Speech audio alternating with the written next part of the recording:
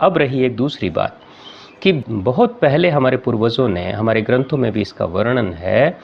कि वायुयान की जो बात की गई थी कि वायुयान हमारे पूर्वजों को पता था कि कैसे बनाया जाता है। जैसे रामायण में भी इसकी चर्चा है कि रावण के पास खुद का वायुयान था जिसको पुष्पक विमान कहते हैं।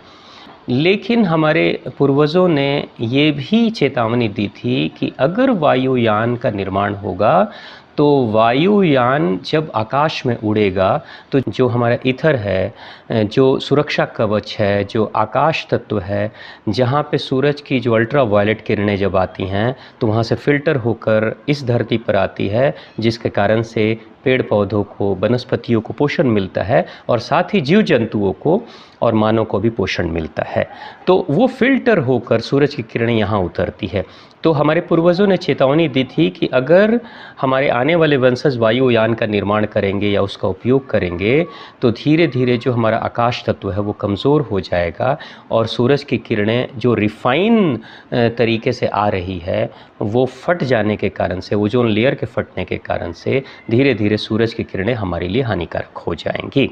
ऐसा उन्होंने कहा था।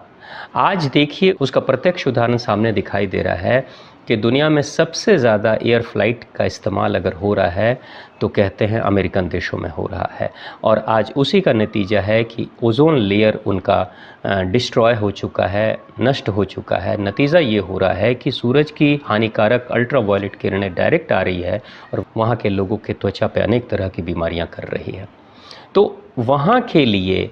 अमेरिका जैसे देश के लिए सूरज की किरणें हानिकारक हो सकती हैं, लेकिन भारत जैसे देश में सूरज की किरणें हानिकारक नहीं हैं। और अगर आप किसी ऐसे क्षेत्र में रहते हैं भारत में जो शहरों से दूर है, जहाँ प्रदूषण नहीं है, विलेज एरिया है, ग्रामीण क्षेत्र है, और वहाँ पे आप सुबह की सूरज की किरणें ले रहे हैं, तो पर्याप्त मात्रा में आपके शरीर में विटामिन डी की पूर्ति हो जाएगी। और साथ ही अगर आप